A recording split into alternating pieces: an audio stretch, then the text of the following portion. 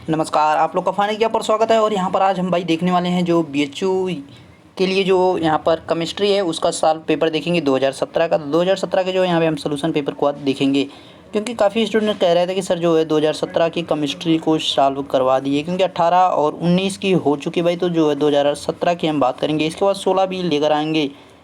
और mental ability का भी यहाँ पे कुछ लोग बोल रहे हैं भाई करवाने का, तो अगर उसका भी चाहिए तो कमेंट कर दीजिएगा सभी लोग कि भाई उसका भी आपको सोल्यूशन चाहिए। तो यहाँ पे पहला प्रश्न आपके सामने भाई क्या है कि जब एक आदर्श गैस अंतर्गत प्रसार से होकर गुजरती है तब उसमें ठंडापन नहीं पाया जाता है, क्योंकि अणुओं का। तो भाई यहाँ पे जो है क्वेश्चन आपके सामने दिख रहा है। तो यहाँ पे जो एक देखिए थ्योरी बेस्ड क्वेश्चन है, तो इसके जो है राइट आंसर की अगर बात की भाई यहाँ पे, तो इसका जवाब क्या हो जाएगा भाई, तो यहाँ पे सेकंड ऑप्शन इसका सही हो जाएगा। ठीक है, इस प्रकार के मतलब जैसे कि थ्योरी से जुड़े हुए भी क्वेश्चन आते हैं, न्यूमेरिकल से भी जुड़े हुए क्वेश्चन आएंगे, रिएक्शन से भी जुड़े हुए क्वेश्चन है, मतलब काफ़ी सारे जो है पीरियोडिक टेबल से।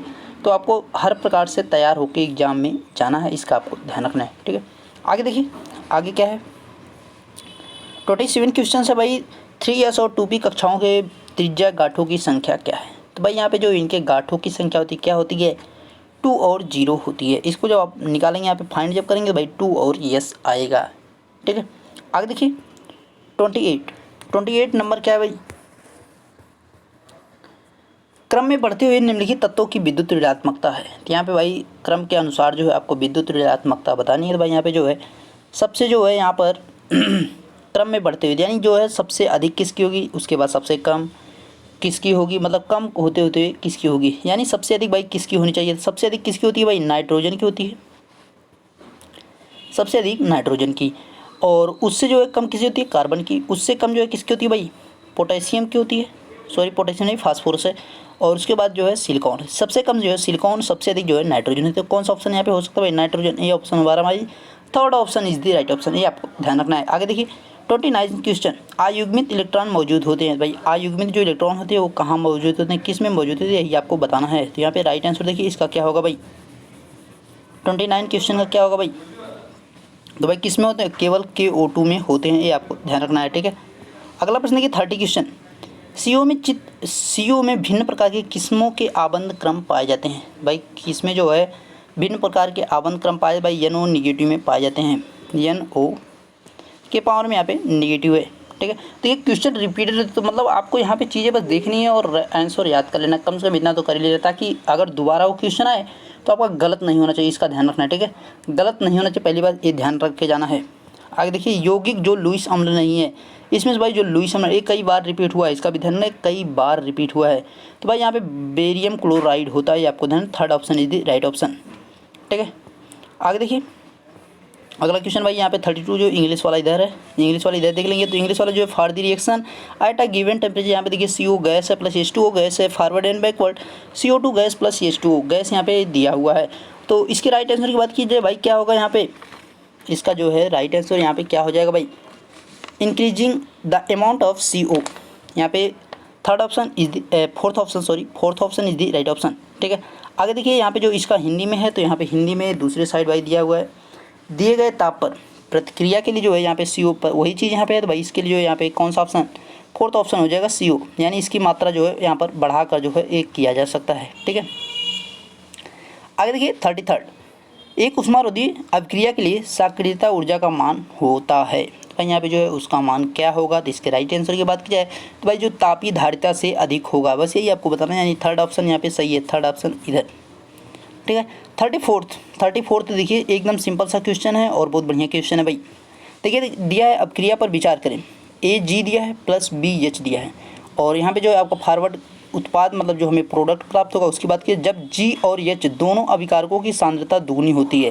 ठीक है, GH इस प्रकार से कर लीजिए, यहाँ पे जो है दो हमारे पास उत्पाद हैं। ठीक है, तो भाई दुगनी होती है तो उनकी दर 8 गुना हो जाती है, यानी इनमें से जो है अगर एक इसको भी दुगना करो तो इसकी जो दर होती है वो 8 गुना हो जाती है, अगर G को भी दुगना करो तो इसकी भी दर 8 गुना हो जाती है। ठीक है, अब देखिए हो क्या रहा है भाई, H की सांद्रता को स्थिर तथा G की सांद्रता को दुगना रखा जाता है, तब इसका दर दुगना हो जाता है। अब क्रिया का व्यापक क्रम क्या होगा भाई, देखिए अब यहाँ पे क्या हुआ कि मतलब यहाँ पे एक को स्थिर रखा जाए, एच की सांद्रता को स्थिर रखा जा रहा है, ठीक है, एच की सांद्रता को स्थिर रखा, लेकिन जी की सांद्रता को दुगना किया जा रहा है। देखिए अभी आपको बताएगा भाई, जब दोनों की सांद्रता में मतलब चाहे दोनों में से किसी एक की जब सांद्रता को हम दुगना कर रहे थे तो अगले की भी दुगना हो जा रही थी, तो 8 गुना बढ़ जा रही थी। यहाँ पे हमारा देखिए 2 और यहाँ पे क्या हो जाएगा भाई एच, ठीक है, ये जी हो और ये 8 हो जाएगा। तो भाई हमें निकालना क्या है, देखिए ये पावर में यहाँ पे 2 हो जाएगा और ये 2 के पावर 3 में हो जाएगा, ठीक है। तो ये हमारा जो है सॉरी यहाँ पे 2 के पावर 1 होगा, ठीक है। तो ये हमें निकालना था बस, यही यहाँ पे देखिए 2 के पावर 1 है, 2 के पावर 3 है। जब दोनों के हम तुलना करेंगे तो भाई 1 बराबर यहाँ पे 3 आ जाएगा, यानी fourth option is the right option. बस यही हमें निकालना था और कुछ भी नहीं करना था, ठीक है। सांद्रता इक्वल टू दर, इसका जो फार्मूला होता है सांद्रता इक्वल टू दर होता है, सांद्रता बराबर कांस्टेंट इक्वल टू रेट होता है। जब सांद्रता को हम दुगनी कर रहे हैं तो भाई हमारा रेट कितना हो जाए, दुगना हो जा रहा है। तो भाई ये 2 की पावर 1 हो सकता है, 2 की पावर 3, इस प्रकार से भी समझ सकते 2 की पावर 3। तो यहाँ पे जो है तुलना करेंगे घातों की तो 1 बराबर 3 आ जाएगा, यानी fourth option is the right option. बस यही निकालना था और कुछ भी नहीं निकालना था। अगला देखिए 35 क्वेश्चन भाई क्या कह रहा है, 35 क्वेश्चन जो है 0.04 M Na2SO4 and 0.01 M glucose के साथ समपराशरी है, Na2SO4 के पृथक्करण की मात्रा क्या होगी। तो भाई इसको जो है IRT के जो फार्मूला है उस पर जो है रखेंगे और यहाँ पे जो आई का मान जो है हमें फाइंड करना पड़ेगा। तो जो है आई का मान जो हमें दिया है 0.01 एंड उसके बाद जो है क्या आर का मान जो है 0.83 होता है, ठीक है। IRT में जो है आर का मान जो है 0.83 हो जाएगा और क्या कहते हैं कि अच्छा टी का मान भाई 273 होता है, ठीक है। तो इसको जब सॉल्व करेंगे तो आपके पास निकल कर आएगा भाई 75%, ठीक है, 75%। जब आप इस पर जो है IRT इस पर जो है आप रखेंगे तो भाई आपको आंसर मिल जाएगा, ठीक है। उस पर रख के आप निकाल लीजिएगा, आराम से परेशान ना होइएगा। आगे देखिए 36 नंबर, निम्न में से किसे गर्म करने पर नाइट्रोजन ऑक्साइड प्राप्त नहीं होता है। अच्छा किसे प्राप्त नहीं किया जा सकता, देखिए यहाँ पे भाई AB प्राप्त होगा, AgNO3, CuNO3 का होल टाइप से भी प्राप्त होगा, PbNO3 का होल टाइप से भी प्राप्त होगा, लेकिन KNO3 हमारा नहीं प्राप्त होगा, यानी यहाँ पे A option is the right option, first option is the right option. अगला देखिए भाई, अगला दिया हुआ है BOH whole thrice plus NaOH forward and backward लगा NaBO3 प्लस BOH का होल का फोर्स यहाँ पे प्लस H2O। तो इस अभिक्रिया को कैसे आगे बढ़ाया जा सकता है भाई, इसमें जो है क्या करके आगे बढ़ाया जा सकता है भाई, सिस 1,2 डॉयल इसमें जोड़कर, ठीक है, addition of the cis 1,2 diol इसमें जोड़ दिया जाएगा भाई, जो हमारी रिएक्शन जो है क्या हो जाएगी, आगे बढ़ जाएगी। ए option is the right option है, बस यही करना था और कुछ भी नहीं, इसमें सिंपल सा एकदम बताना है। आगे देखिए 38 क्वेश्चन N2O5 में कितने जो है संघटन उपस्थित हैं। चलो भाई, अच्छा बंधन है भाई, सॉरी बंधन है, ठीक है, बंधन की यहाँ पे बात की जा रही है। तो भाई N2O5 में कितने बंधन होते हैं, तो भाई इसकी अगर राइट बात की जाए भाई यहाँ पे 7 संयोजन एवं समन्वय बंधन होते हैं। इस प्रकार से हमारा जो होता है N जुड़ा होता है और यहाँ पे जो एक ऑक्सीजन, इधर जो है 2 ऑक्सीजन, यहाँ पे जो है 2 ऑक्सीजन और यहाँ पर 1 ऑक्सीजन। तो यहाँ पे देखिए दोनों बंध बन रहे हैं, 7 संयोजन और समन्वय बंध दोनों प्रकार के बन रहे हैं, यानी second option is the right option. आगे देखिए 39 क्वेश्चन भाई, 39 क्वेश्चन क्या करा भाई, HgCO का होल का फोर्स है, यौगिक को चुंबकीय घूर्णन में कितनी बार घुमाया जा सकता है। थोड़ा सा यहाँ पे कम दिख रहा होगा, है ना। तो देखिए इसके राइट आंसर की बात की भाई, इसका राइट आंसर क्या होगा, इसको जब सॉल्व करेंगे तो हमारे पास क्या निकल कर आएगा जवाब। देखिए इसके लिए जो फार्मूला होता है, देखिए अब यहाँ पे हमें Hg को केवल पकड़ के चलना है, Hg मेन Hg यहाँ पे रोल अदा कर रहा है, जो भी है Hg है यहाँ पे, ठीक है। तो भाई Hg को जो हम पकड़ेंगे तो भाई क्या होगा हमारे पास, देखिए Hg का जो आखिरी मतलब इलेक्ट्रॉन होगा वो भाई किस में जाएगा, तो भाई D7 होता है, लास्ट में D7 निकल कर आएगा। तो भाई D7 यानी हमारे N बराबर कौन सा आ गया, कौन से यहाँ पे जो है कोस होगा, तीसरा कोस होगा, यानी N इक्वल टू जो निकल के हमारे पास 3 आ गया। जबकि यहाँ पे जो है हमारे कितनी बार घुमाया जाए, चुंबकीय घूर्णन निकालने का जो फार्मूला होता है क्या होता है भाई, रूट में जो है N+2 होता है। तो यहाँ पे जो है N का मान कितना है, 3 है और प्लस यहाँ पे क्या हो जाएगा भाई, 3 2 5 हो जाएगा, यानी 3 × 5 यानी रूट हमारा भाई 15 आ गया निकल के, ठीक है, रूट 15 आ गया, यानी कौन सा ऑप्शन भाई, यहाँ पे second option is the right option. आगे देखिए किसके उपस्थिति में NaCN के पतले जली घोल के साथ देसी चांदी के धातु कणों को घुलनशील धातु यौगिक बनाया जा सकता है। चलो भाई देखिए 40वां प्रश्न क्या कर रहा है, उसके आंसर की अगर बात की जाए भाई 40वें प्रश्न की, तो भाई यहाँ पे जो है O2 के साथ जो इसको घुलनशील बनाया जा सकता है, ये आपको ध्यान रखना, ठीक है, O2 ऑक्साइड। आगे देखिए 41 प्रश्न जो क्या है, जब NO2 KOH के साथ संयुक्त होता है तो एक रंगीन यौगिक का निर्माण होता है। तो उत्पाद और उसका रंग कैसा होगा भाई, उसका जो उत्पाद होगा उसका रंग जो है क्या होगा, K2MnO4 बैगनी होगा, ठीक है, पर्पल यहाँ पे होता है K2MnO4। इसमें देखिए KMnO4 बैगनी दिया है, इसमें जो K2MnO4 यहाँ पर है, ठीक है। आगे देखिए निम्न में कौन सा सबसे क्षारीय यौगिक है, तो भाई इसमें जो है सबसे क्षारीय यौगिक कौन सा, इसके राइट आंसर की अगर बात की भाई कौन सा होता है, सबसे जो क्षारीय भाई बेंजीलमाइन होता है, ठीक है, बेंजीलमाइन होता है, बेंजीलमाइन होता है। आपके पास मतलब क्वेश्चन होगा तो उसको जो है उसमें मिला लीजिएगा थोड़ा सा। आगे देखिए 43 यहाँ पे क्वेश्चन भाई क्या कर रहा है, निम्न में से किसके साथ क्रिया करने पर 2 हेक्साइन ट्रांस 2 हेक्सॉन देता है, तो भाई किसके साथ आप क्रिया करने पर ऐसा उत्पाद यहाँ पर मिलता है, तो भाई जो है सेकेंड ऑप्शन यानी PDBSO4 के साथ यहाँ पर जो है हमारा प्लम है, ठीक है।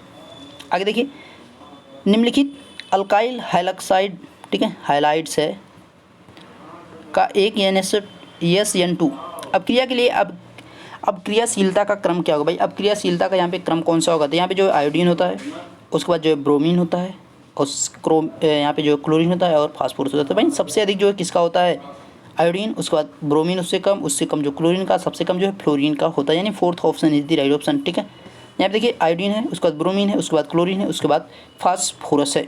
आगे देखिए अगला प्रश्न भाई क्या है, साइक्लोहेक्सेन से साइक्लोहेक्सेन, ठीक है, साइक्लोहेक्सेनॉल है भाई, साइक्लोहेक्सेनॉल से साइक्लोहेक्सेन तैयार करने का सबसे अच्छा तरीका किसके उपयोग करने से होता है, तो भाई सबसे अच्छा तरीका जो है किसका उपयोग किया है, कांस्टेंट जो है यहाँ पर सांद्र जो है यहाँ पे S3PO4 का उपयोग किया जाना चाहिए, ठीक है। Second option is the right option.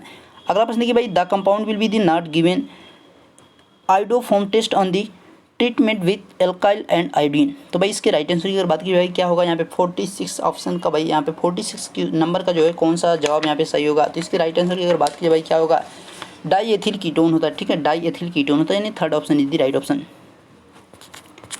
46 English वाले थे उधर, तो अभी हिंदी का जो है इस साइड है भाई, ठीक है, हिंदी का दूसरे साइड दिया हुआ है, एल्काइली और आयोडीन के आइडोफॉर्म, तो यहाँ पे वही है डाईएथिल कीटोन हो जाएगा। आगे देखिए benzamide on treatment with POCl3 gives, तो यहाँ पे भाई जो 47 ऑप्शन है उसके राइट आंसर की अगर बात की भाई क्या होगा, यहाँ पे बेंजानाइट्राइल होता है, ठीक है, बेंजानाइट्राइल होता है, यानी second option is the right option. आगे देखिए 48 इलेक्ट्रॉन स्नेही प्रतिस्थापन की ओर सबसे ज़्यादा अभिक्रियाशील यौगिक है, तो भाई कौन सा सबसे ज़्यादा अभिक्रियाशील यौगिक है, तो भाई नाइट्रोबेंजीन होता है, ठीक है, नाइट्रोबेंजीन होता है, यानी fourth option is the right option. आगे देखिए 49 नंबर, इंग्लिश वाला भाई इस साइड है, दूसरी साइड जो है हिंदी वाला रहेगा।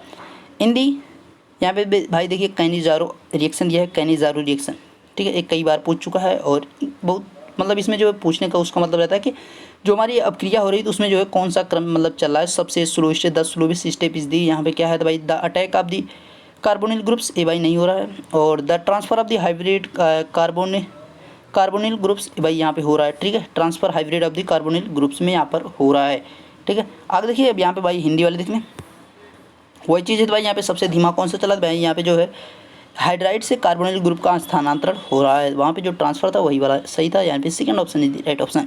आगे देखिए भाई आपका जो लास्ट वाला है, डी ग्लूकोपिरोनोज के 2 रूप कहे जाते हैं, भाई यहाँ से कौन से 2 रूप कहे जाते हैं, तो डी ऑप्शन यानी 50वें का जो है यहाँ पे second option is the right option, anomers कहा जाता है, ठीक है, एनोमर्स कहा जाता है। तो आपके जो भाई यहाँ पे 25 क्वेश्चन थे सभी हो गए कंप्लीट, और इसी के साथ आपका वीडियो भी हो गया कंप्लीट।